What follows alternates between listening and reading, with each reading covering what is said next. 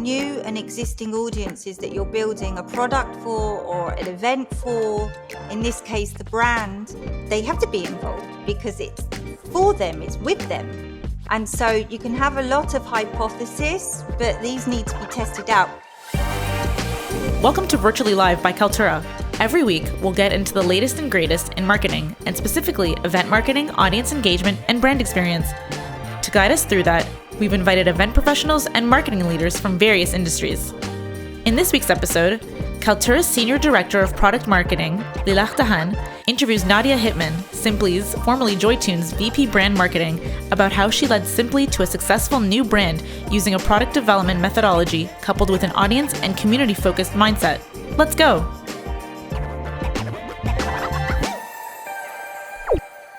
Hi, I'm Lilach Dahan, Director of Product Marketing here at Kaltura, and I'm coming to you virtually live from Tel Aviv. Rebranding on its own is a steep mountain to climb. But add to that, reinventing the wheel, and you'll get a glimpse into what my guest, VP Brand Marketing at Simply, Nadia Hitman, ventured into. She'll be taking us through her experience leading Simply's, formerly JoyTunes, incredible rebranding, and the revolutionary approach that got them there. Hi, Nadia. Where are you coming us virtually live from? Hi, I'm coming virtually live from our in-house creative studio at Simply. Well, we're so glad to have you here. So let's start things simply. Tell us about Simply. So, the TLDR, and obviously we just rebranded from JoyTunes. So, the TLDR of Simply is that it's about those joyful experiences that bring people together through creative hobbies at home. But what Simply is really about is choosing to spend your time in a meaningful way as individuals or families at home together. You can think about it like uptime, as opposed to, like the downtime that we're all used to, like Netflix binging or scrolling on social media or like video games. And at the end, that's like fun, right? And we all do it. But at the end of your binge, you want to feel good. So it could be an outlet for self-expression or bonding time together. And at Simply, we started with music, like our apps, Simply Piano, Simply Guitar, Simply Sing. And we saw the value that it brought, like learning to play the songs that you love for the people that you love. And we saw that can evolve into other things, like think about drawing the things that you love for the people that you love, or painting, or even cooking. And Simply makes it easy to start that journey. And it's about the meaningful time we spend together. And ultimately, there'll be something for everyone at Simply. I want us to shift away slightly from your products to the way you work internally. So Simply has a really unique organizational structure of laser-focused pods with very little hierarchy. How does that structure tie into your cross-company pursuit of wider growth goals? So, as you said, like at Simply, we work in very small, laser-focused teams, pods. Each pod has a clear business goal, and this enables us to move fast, make decisions, and lead by impact, rather than like the typical hierarchical structure, which could slow you down. And so in a pod, everyone is accountable and responsible for what you are driving and the impact that you are making. And so it's a bit like, if you think about it, working in a mini startup with everything that you need. So multidisciplinary teams, as an example, like, guitar usage has devs, and it has musicians, it has data analysts, marketing, whatever is needed for the goal that the pod is working on. And you break it down for what's needed in the actual workflow. So, for example, within a pod, you're working in a very tight focus. So it's actually focused for what you're working for impact. And it's also what are the things you're not doing. So it's like very tight prioritization. You get different perspectives from different people that have context rather than hierarchical approval. And this not only accelerates growth, but you're able to focus on the things that matter for impact. So in that matter, event teams must work on a tight schedule while bringing in a lot of different stakeholders. You think you can use this pod structure to their benefit? Absolutely, yes. I mean, I would never go back. But yes, for like event teams, it's like, again, rather than departmental, think about all the skill sets you need for the goal that you're trying to achieve, whether like whatever event it is that you're planning. And then now put everyone together, work in a close-knit way of working, only in pursuit of what you're trying to achieve for impact, holistic view, and don't do the things that you don't need to. Amazing. Okay, so let's move to something else. You very recently and very successfully, I must say, rebranded from JoyTunes to Simply, which you had to work on through lockdowns and quarantines. Before we talk about the rebrand itself, can you explain how the brand pod took on and carry out this effort? So because it's about focusing on what's needed for impact, I'll break it down there were 4 stages, and for each stage, there was a different structure that was needed to achieve the efforts that we're doing. So in the initial brand building stage, there was just a pod of 3 people. That's it, 3. So there was an amazing designer called Aded and an amazing marketeer called Laura and myself. And so in this stage, the 3 of us broke it down into strategy and then the expression of the strategy, which was the identity building, the look, the feel, the sound of the new brand, all the way through to guidelines. Then in the second stage, which was implementation, the pod grew to 14 team tribe for everything that was needed there for how we were going to implement the new brand in our assets. So we had devs, marketeers, creatives, everything that was needed there. Then in the third stage, we actually had release mode, which was actually also testing mode. And so it was the same team very much working tightly together.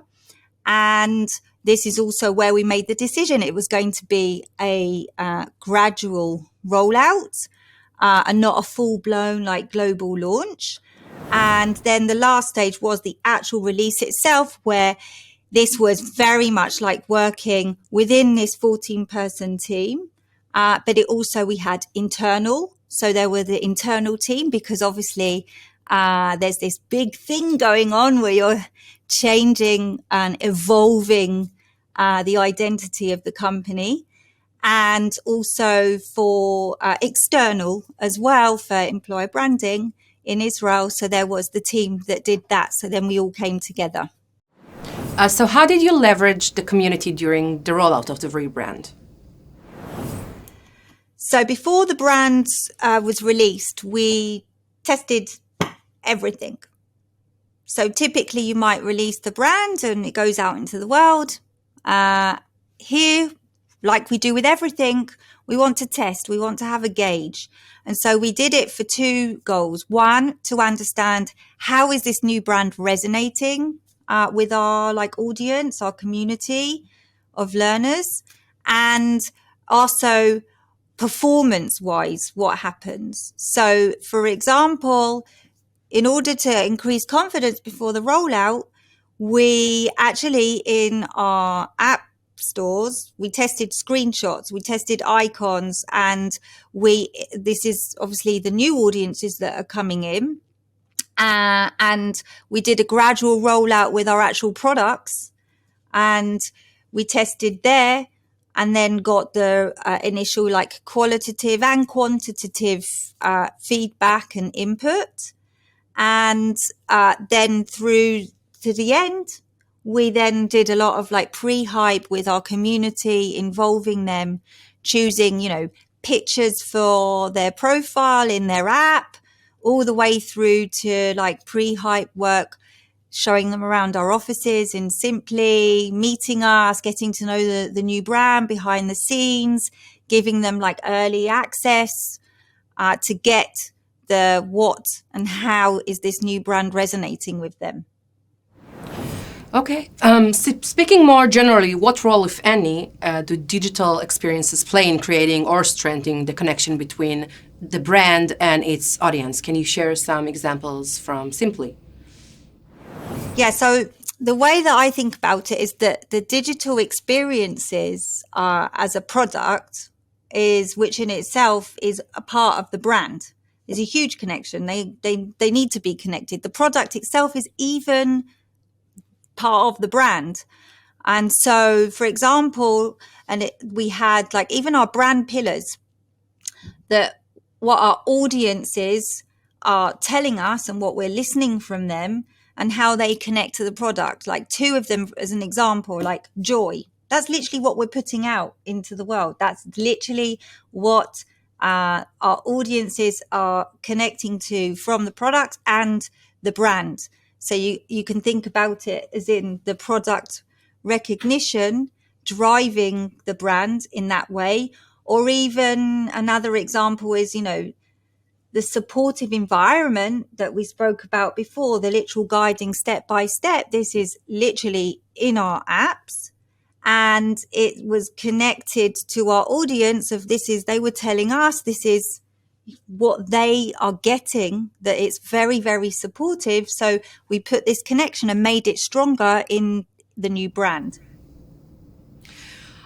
Your brand rebuilding approach is also very interesting as you followed agile product development methodologies of small cycles and faster loops, which is also very unique to how you work compared to other marketing teams. Can you share how that works specifically with the rebranding process? So first off, in agile methodology, you typically work in 2-week blocks, which is called sprints. So within each sprint, you define what's needed for the goal to achieve your destination, which is the business goal. And we call those deliverables. So we applied this exactly in the branding process. We broke everything down into small blocks, which makes things a lot faster, and then optimize.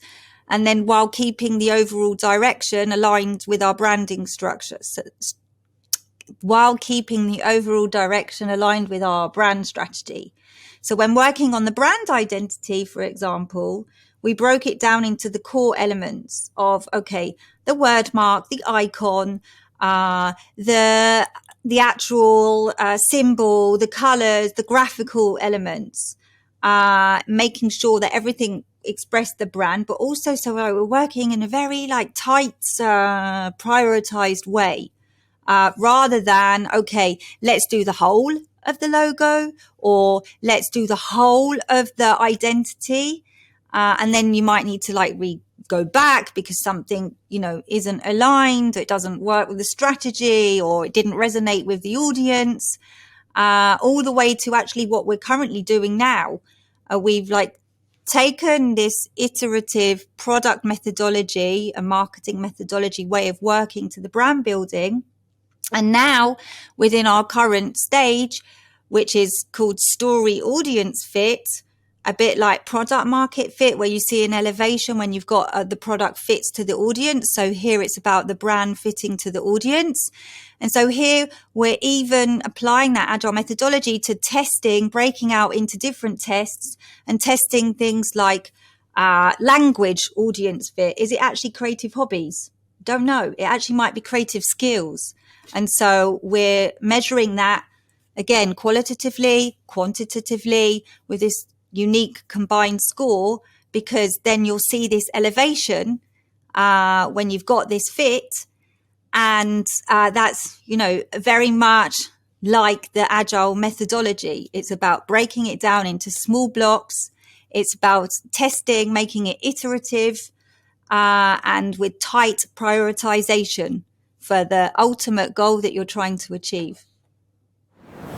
You said in earlier conversation that you had 2 questions that steered you and your team's decisions.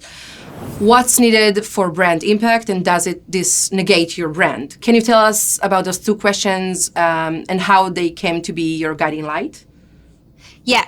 So these 2 questions, actually, they were very, very dominant in the implementation phase. So for implementation, even choosing which assets we're going to implement the new brand in. We actually didn't put the new brand in absolutely all of our assets because actually it wasn't needed for brand impact. So from choosing the assets, for example, we only chose highly visible assets to implement the new brand for the initial release, which we called the MVP, minimal viable product, or minimal viable brand, as we're talking here. So we only had Simply Piano, Simply Guitar, our app stores, our website, obviously, and top performing creatives. And that was it. And so that's one example. What was needed for brand impact, which assets. Another example of negating the brand, for example, I spoke about the app store. So we did testing for our screenshots there. Now, as any marketer knows, there are many different ways that you can implement a new brand. And so this question of does this negate the brand was very much used there. Like, okay, you've got these new screenshots. What here? There's something here that's like negating it. Okay, now if we implement it like this, what's needed there? Or, what's needed for brand impact? What makes the brand? There's like the identifiers that are really important and critical to the new brand, like the symbol and the color, and the graphical elements. Or even, does not putting the new tone of voice in our product negate the brand? That's kind of controversial, but that's an example of the extreme focus and prioritization that we did, and a way to focus us and to center us as a guiding beacon through that, to keep this tight prioritization and focus for what's needed for the impact was those literal two questions. Is this needed for brand impact? Does it negate the brand? And that's carrying us all the way through to this current stage now. Final question. What do you think marketeers can take from A, your pod structure, B, your agile way of work, and C, how you leverage your community to creating an event or digital experience? So I would say, we've been talking a lot about focus and impact, right? So on the pod structure, focus on only what's needed for the impact, and make sure you also understand what it is you're not working on because it's not needed. And then the other thing within that is about the prioritization for the goals. It's about making impact fast. That's it. And within that, you've got the product methodology and the agile methodology. That's not just for product or for devs. It can be for any discipline, like marketeers, event planners, musicians, even.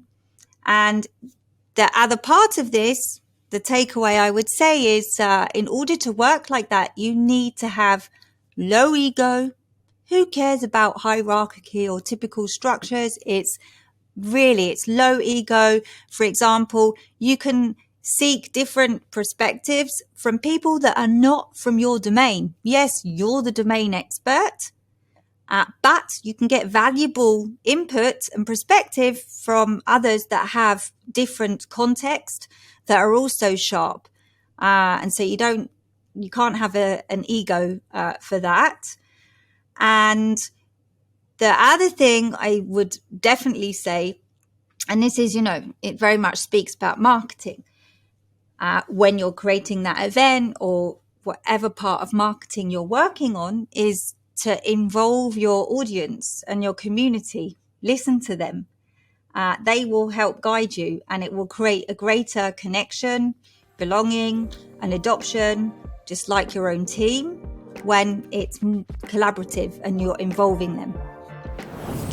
Nadia, I would like to thank you so much for being here today, and we're so glad to have you here at Virtually Live. So thank you so much. Thank you. Thank you, Nadia Hitman and Lilach Dahan, for joining us today, and thank you for tuning in. To give you a little taste of what's coming next week, Here's 7 Questions in Events with Stephen McNelly, Senior Platform Manager at Airbnb.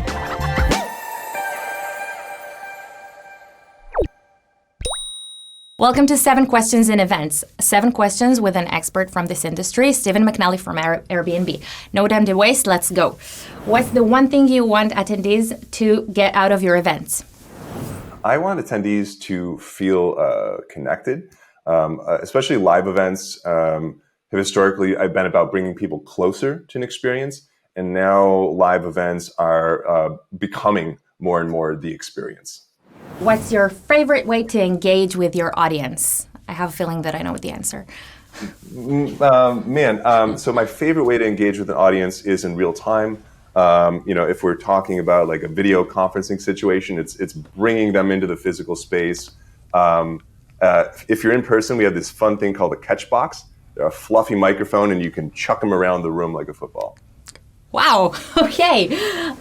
Who would your dream keynote speaker be? No restrictions. Oh man, my dream keynote speaker. He's a polarizing guy, but I think Elon Musk is a really interesting person. More for his output and his thoughts on long-term evolution of things and scaling things and the design of things. I think a lot about design. Mm-hmm. I understand.